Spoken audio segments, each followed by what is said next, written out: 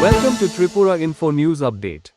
Tripura CM Dr. Manak Saha inaugurates and lays foundation stones for 18 major projects in Sonamura. Listen what CM says. যে নতুন office ভবনের যে উদ্বোধন সহ মোট 18টি বিভিন্ন উন্নয়নমূলক প্রকল্পের যে উদ্বোধন এবং ভিত্তিপ্রস্তর স্থাপন ভার্চুয়ালিতে সিপাহীজলা ডিস্ট্রিক্টের সেই উপলক্ষে আমাদের মাঝে উপস্থিত আছেন আমাদের ত্রিপুরা সরকারের মাননীয় মন্ত্রী, যিনি একটু আগে ওনার মূল্যবান বক্তব্য আমাদের সামনে রেখেছেন। ওনার ডিপার্টমেন্টের যে কী উন্নয়নমূলক কাজ হয়েছে সেই বিষয়ে উনি আমাদের সামনে বক্তব্য রেখেছেন। শ্রী শুক্লাচরণ নোয়াতিয়া, কোঅপারেশন এবং অন্যান্য দপ্তরের মাননীয় মন্ত্রী আমাদের মাঝে উপস্থিত আছেন। এই জেলারই সবার প্রিয় ত্রিপুরা সরকারের মাননীয় মন্ত্রী হায়ার এডুকেশন এবং পঞ্চায়েত এবং অন্যান্য দপ্তরের শ্রী কিশোর বর্মন মহোদয়, উনিও বিস্তারিতভাবে আমাদের সামনে ওনার আলোচনা রেখেছেন। এখানে উপস্থিত এই জেলার যিনি সভাধিপতি জেলা পরিষদের শ্রীমতী সুপ্রিয়া দাস দত্ত মহোদয়া, আমাদের মাঝে উপস্থিত আছেন বক্সনগর বিধানসভার মাননীয় বিধায়ক তফাজ্জল হোসেন মহোদয়। আমি দেখলাম অনেকগুলো বক্সনগরের মধ্যে অনেকগুলো ইনগুরেশন এবং ভিত্তিপ্রস্তর হচ্ছে।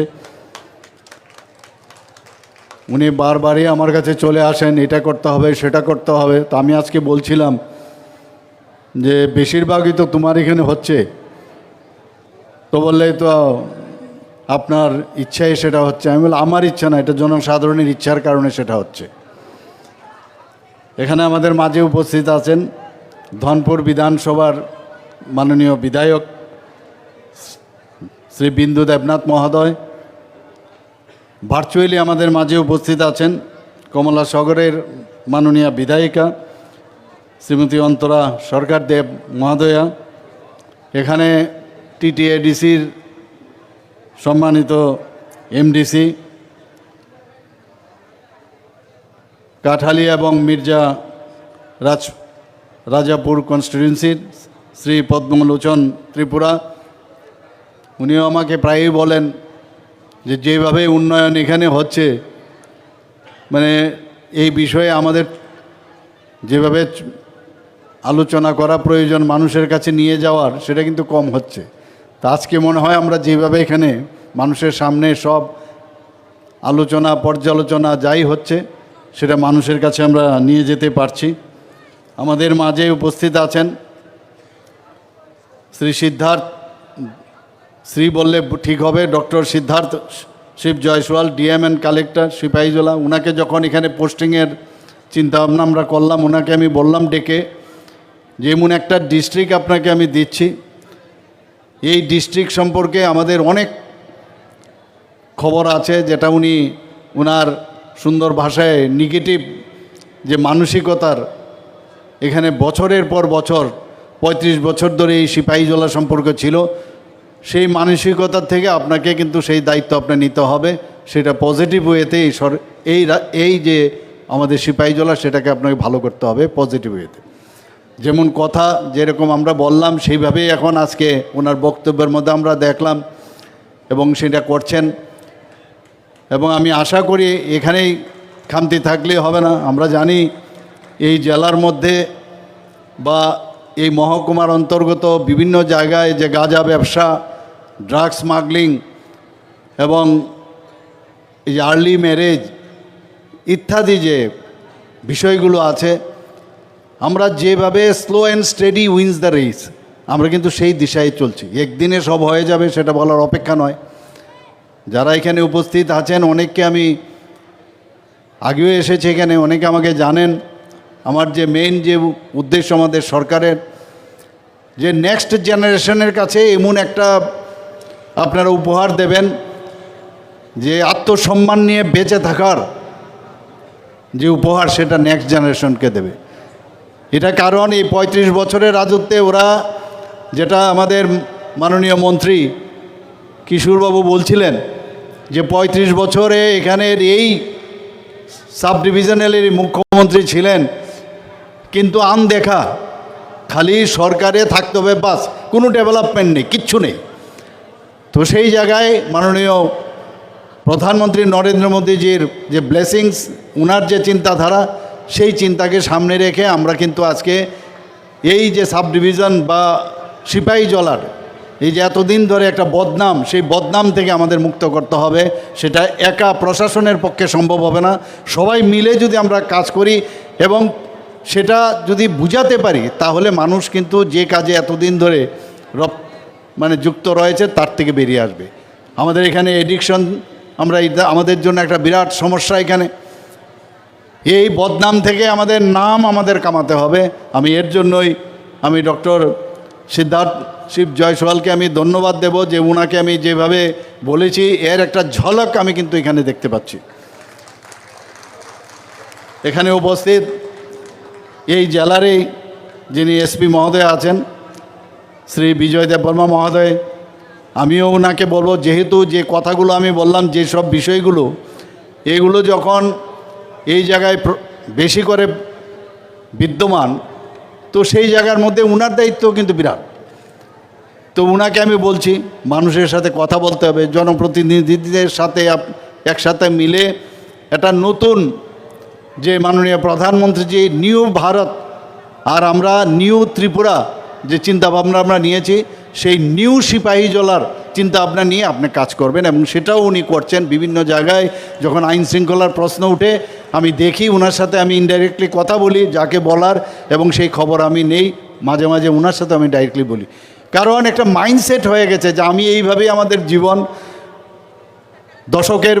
দশক ধরে এইভাবেই চলছে, এক ফ্যামিলি থেকে নতুন ফ্যামিলি হচ্ছে। কিন্তু এর থেকে যদি আমরা শিক্ষার আলোতে যদি আমরা নিয়ে আসতে পারি, তাদের অ্যাওয়ারনেসের মাধ্যমে আমরা নিয়ে আসতে পারি, তাহলে এর থেকে অনেকে বিরত থাকবে। এখনকার ছেলে মেয়েরা, এখন যারা এতদিন এইসব কাজে লিপ্ত ছিল, তাদের বিরুদ্ধে একদিন কিন্তু যুদ্ধ ঘোষণা করবে যে এই কাজটা ঠিক নয়। তো উনিও সেই কাজটা করছেন। খালি গায়ের জোরে হবে না, পুলিশের নিজের, এটা তো শাসনের একটা ব্যবস্থা, কিন্তু যতক্ষণ ধরে মানুষ নিজেরা এর থেকে না বেরিয়ে আসবে, ততক্ষণ এটা খুব অল্প সময়ে পয়সা আসবে ঠিকই, কিন্তু মনে শান্তি পাবেন না, নানা রকম সমস্যায় থাকবে আপনার। যে কোনো সময় যে কোনো দুর্ঘটনা হতে পারে, এবং সেই দুর্ঘটনাতে কিন্তু আপনাদের প্রায়ই দেখি সিপাহীজলার মধ্যে এই ঘটনাগুলো হয়। আমি এখানে director elementary education, government of Tripura, virtually উপস্থিত আছেন শ্রী রাজীব দত্ত মহোদয়। এখানে জেলা পরিষদ, নগর পঞ্চায়েত সহ বিভিন্ন স্তরের যারা জনপ্রতিনিধিগণ আছেন, বিভিন্ন দপ্তরের লাইন ডিপার্টমেন্টের যারা আধিকারিকগণ আছেন, এবং বিশেষ করে যারা ছাত্রছাত্রীরা, অভিভাবক যারা এখানে উপস্থিত, এবং স্বাস্থ্যকর্মী, টিচার্স, নন টিচিং স্টাফ, এবং এই জেলার যারা বিশিষ্ট ব্যক্তিবর্গদের আমি দেখতে পাচ্ছি, আমি নাম নিলাম না সবার, অনেকে এখানে উপস্থিত আছেন, এবং আমার প্রিয় সাংবাদিক বন্ধুরা, সবাইকে আমি এখানে উপস্থিত থাকার জন্য, আমাদের কথা শোনার জন্য দীর্ঘ সময় ধরে আপনারা এখানে বসে আছেন, আপনাদেরকে হার্দিক অভিনন্দন ও শুভেচ্ছা জানাচ্ছি। আজকে এখানে যে বিভিন্ন যে উদ্বোধন হলো, এবং বিভিন্ন যে ভিত্তিপ্রস্তর 18টি প্রকল্পের মোট যে ব্যয় প্রায় 50 করোড়, আমার পূর্ববর্তী বক্তা বলেছেন। এর মধ্যে দেখা যায় স্বাস্থ্য দপ্তরের মোট প্রকল্প হচ্ছে 60টি, শিক্ষা দপ্তরের হচ্ছে 5টি, আমাদের রাজস্ব দপ্তরের 5টি, এবং সংখ্যালঘু কল্যাণ দপ্তরের 1টি। এবং আমাদের, আপনারা জানেন যে আমরা বারবার মাননীয় প্রধানমন্ত্রীজি বলছেন যে ইনফ্রাস্ট্রাকচার আমাদের যদি ডেভেলপ না করা যায়, তাহলে বাইরের থেকেও যারা ইনভেস্টার্স আছে তারাও আসবে না। প্লাস আমাদের যেসব ডিপার্টমেন্টের যদি ইনফ্রাস্ট্রাকচার, তাদের যদি প্রপার প্ল্যাটফর্ম না দেওয়া যায়, তাহলে সাধারণ মানুষ থেকে শুরু করে, সেটা স্বাস্থ্যক্ষেত্রেই হোক, সেটা আমাদের এডুকেশন ক্ষেত্রেই হোক, রাজস্ব দপ্তরেই হোক, আমাদের যে সংখ্যালঘু সম্প্রদায়ের জন্য যে ব্যবস্থা, সে তাদের যদি না দেওয়া যায়, তাহলে সবকা সাথ সবকা বিকাশ আর বিশ্বাস আর প্রয়াস সম্ভব হবে না। আমরা যে কারণে এইবারের বাজেট 2025-26-এ ইনফ্রাস্ট্রাকচার ডেভেলপ করার জন্য 7,000 কোটি টাকা, আমাদের যে 30,000 কোটি টাকা সাময়িক প্রথম আমরা রেখেছি, তার মধ্যে 7,000 কোটি টাকা শুধু ইনফ্রাস্ট্রাকচার ডেভেলপমেন্ট করার জন্য আমরা রেখেছি। প্রায়শ আমি এখানে যখন বসেছি এর মধ্যেই বলা হচ্ছে, আমার মাননীয় মন্ত্রী, দুজনই মন্ত্রী আমাকে বলছিলেন, এমএলএ সাহেবরা বলেন আমাদের এখানে এতগুলো প্রকল্প রেডি হয়ে আছে, আপনি কবে ডেট দিবেন। এখন প্রকল্পের সাথে আমার মানে যে এত ইঁদুর দৌড়ের মতো অবস্থা হয়েছে, আমি দৌড়ে পারছি না, এত প্রকল্প মানে হচ্ছে এখানে রেডি আছে, খালি ইনোগ্রেশন করা। এবং প্রতিনিয়ত আপনারা দেখছেন বিভিন্ন জায়গায় আমি যখন যাই সেখানে এই ধরনের ভিত্তিপ্রস্তর থেকে আরম্ভ করে অলরেডি উদ্বোধন ইত্যাদি হচ্ছে এখানে। আমি বলতে পারি এখন সারা ত্রিপুরায় এখন উন্নয়নের, যদি আমরা বলি এটা আগের যে সরকার ছিল আমাদের 2018 আগে, সেগুলো মিথ্যা যেসব মানে কথা বলা হতো, আজকে কিন্তু আমরা সেটা হারে আর আমরা টের পাচ্ছি। আমরা বলছি সত্যিকারের অর্থে এখন উন্নয়নের যোগ্য চলছে। স্বর্ণযুগ বলতো আমরা, সেটা কিন্তু শুনেছি, কিন্তু এই জেলাতে দেখলেই বোঝা যায় কোথায় স্বর্ণ আর কোথায় রূপো আর কোথায় তাম্র, কিছুই খুঁজে পাই না আমরা। তো আমরা আগামী দিন আমরা চাই যে ত্রিপুরাকে আমরা ভালোভাবে একটা সুন্দর রাজ্য হিসাবে আমরা ভারতবর্ষের মধ্যে এখন আমরা যেভাবে কাজ করছি এবং তার রিকগনাইজেশনও কিন্তু আমরা পেতে চলছি। এবং আমরা ত্রিপুরার যে উজ্জ্বল ভবিষ্যৎ, সেই উজ্জ্বল ভবিষ্যতের কথা চিন্তা করে নানাবিধ প্রকল্প সেখানে আমরা চেষ্টা করছি, সেগুলো বলা এবং রূপায়ণ করার চেষ্টা করছি। আপনারা জানেন যে আমাদের রাজ্য যে ঠিকভাবে চলছে তার কয়েকটা প্যারামিটার যদি আপনাদের সামনে রাখি তাতেই বুঝতে পারবেন। আজকে নর্থ ইস্টার্ন জোনের মধ্যে জিএসডিপির ক্ষেত্রে যদি আমি দেখি, আমি সব জায়গায় কথাগুলো বলি, সেখানে জিএসডিপির অর্থ কী? অর্থনৈতিকভাবে আমাদের এখানে আমাদের ত্রিপুরা রাজ্যের ভালো অবস্থান হয়েছে বলেই সেটা সম্ভব। নর্থ ইস্টার্ন জোনের মধ্যে আমরা এখন ত্রিপুরা সেকেন্ড হাইয়েস্ট, আমরা সেকেন্ড বেস্ট এখন আমাদের। পার ক্যাপিটা ইনকাম যদি আমরা বলি, নর্থ ইস্টার্নের জোনের মধ্যে আমরা সেকেন্ড হাইয়েস্ট। আজকে ল অ্যান্ড অর্ডারের কথা যদি বলা হয়, হচ্ছে অনেক জায়গায় বিভিন্ন সমস্যা, এবং এটা একটা মানে নেইবার্স এনভি। আপনি ভালোভাবে থাকলে অনেকের, আপনার যে প্রতিবেশী, অনেকের সহ্য হয় না। তো এই যে সরকার এত সুন্দরভাবে চলছে, তো চেষ্টা করে নানাভাবে এখানে কিভাবে আইন শৃঙ্খলার অবনতি করা যায়, অনেকে অনেক চেষ্টা করছে। কিন্তু আমি বারবার বলছি, আমরা একটা নতুন ত্রিপুরা, নিউ ত্রিপুরা আমরা তৈরি করতে চাই। আমাদের এই যে রাজ্য, সেখানে জাতি, জনজাতি এবং মিশ্র বসতি আমাদের এই রাজ্য, মণিপুরি, আমাদের সংখ্যালঘু সম্প্রদায়, আমরা সবাই মিলে যে এক সবকা সাথ সবকা বিকাশ আর বিশ্বাস যে মাননীয় প্রধানমন্ত্রীজি বলছেন, সেটা সবার উন্নয়ন যদি না হয়, আর্থসামাজিক উন্নয়ন যদি না হয় সেটা, এবং প্রতিটা ব্লকের যদি ডেভেলপমেন্ট না হয়, প্রতিটা পাড়ার উন্নয়ন যদি না হয়, প্রতিটা ঘরে ঘরে যদি উন্নয়ন না হয়, সেটা কোনো দিনই সম্ভব হবে না। কিন্তু আমরা যেভাবে এখন কাজ করছি, যে আমি ডাটাগুলো বলছি, এতে প্রমাণ করে আমরা উই আর ইন প্রপার, মানে আমরা কারেক্ট রাস্তা, ঠিক রাস্তায় আমরা চলছি। মাননীয় প্রধানমন্ত্রীজির যে আমরা দেখেছি যে দিল্লিতে কিছুদিন আগে আমি গিয়েছিলাম, সেখানেও আজকে ত্রিপুরা রাজ্যে যারা নিবেশ করবে তারাও দেখেছে যে ত্রিপুরা এত সুন্দর একটা জায়গা হয়েছে এখন, আগে এখানে মানুষই আসতো না। তো এখানে আমাদের নর্থ ইস্টার্ন জোনে একটা ওইখানে বিজনেস সামিট হয়েছিল, সেখানে 8টা যে রাজ্য, আগে 7টা রাজ্য ছিল নর্থ ইস্টার্ন জোনের, সেখানে এখন অষ্টলক্ষ্মী নাম দিয়েছেন। তো সেখানে আমরা যখন সেখানে যাই, মাননীয় প্রধানমন্ত্রীজি সমস্ত ইনভেস্টরদের কাছে আহ্বান জানিয়েছেন, আপনারা শুনে খুশি হবেন, সেখানে 30,000 কোটি টাকার মোহ হয়েছে। এবং সেই 30,000 কোটি এই যে অষ্টলক্ষ্মী 8টা রাজ্যের মধ্যে হয়েছে, কিন্তু দেখা গেল ত্রিপুরার জন্য এই 30,000 কোটি টাকার মধ্যে 15,000 কোটি টাকা শুধু ত্রিপুরার মধ্যে মোহ হয়েছে। এতে প্রমাণ হয়, আমি যখন ওখানে আধিকারিকরা ছিলেন, অন্যান্যরা যারা ছিলেন, তা আমাকে বললেন যে আমাদের স্টলে আপনার যেতে হবে। আমি স্টলে গেলাম, যাওয়ার পরে দেখলাম আমি ভিতরেই ঢুকতে পারি না, এত ভিড়, অথচ অন্যান্য রাজ্যের সেখানে ততটা ভিড় ছিল না। তো এতে করে প্রমাণ হয় we are in right direction. তো এতে করে আমরা যেভাবে কাজ করছি আগামী দিন, শুধু তাই নয়, আপনারা নীতি আয়োগের আমাদের কিছু যে সূচক আছে, কিছু প্রকাশিত সূচক, সেই সূচকের নিরিখে নীতি আয়োগ আমাদের এখন বলছে যে এই ত্রিপুরা এখন ফ্রন্ট রানার স্টেট হিসাবে ঘোষণা দিয়েছে। বন্ধুগণ, একটু আগে আমার মাননীয় মন্ত্রী বলেছেন এখানে যে পঞ্চায়েতের কাজ এত ভালো হচ্ছে ত্রিপুরাতে, 7-7টা জাতীয় স্তরে আমরা পঞ্চায়েতের পুরস্কার পেয়েছি। এবং এটা শুধু আমাদের পঞ্চায়েতের যারা আছেন তারা নয়, এই পঞ্চায়েতের মেইন যে বিষয় সেটা হচ্ছে আমাদের সাধারণ মানুষ। এখানে আমার পূর্ববর্তী বক্তা বলেছেন আমার সরকার, এই যে পোর্টাল আমরা বের করেছি, এই আমার সরকার, আমি যখন দিল্লিতে সমস্ত মুখ্যমন্ত্রীদের যে সম্মেলন হয় সে চিফ মিনিস্টার কনক্লেভ, সেখানে আমাকে আমাদের চারজনকে মাননীয় প্রধানমন্ত্রী সিলেক্ট করেছেন আমার সরকারের, আমি সেটা দিয়েছিলাম। এবং সেখানে আমার সেটা বলতে হয়েছে আমার সরকারের অর্থটা কী।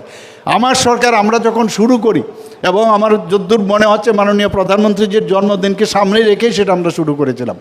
এবং সেখানে আমরা বলেছি যে যখন আমাদের যারা এই যে ওয়াকিং যারা ভিলেজ সমস্ত যারা ওইখানে পঞ্চায়েতে যারা আছেন, প্রতি বৃহস্পতিবার, এখন হয়তো বা সময়টা চেঞ্জ হয়েছে, প্রতি সপ্তাহে একবার করে বের হয়, সেখানে কোনো রাস্তা খারাপ, কোথাও ইলেকট্রিসিটি নেই, বাল্ব খারাপ, কোথাও ড্রেন খারাপ, ফটো তুলে সেটাকে এই যে পোর্টাল আছে সেই পোর্টালের মধ্যে সেটাকে লোড করা।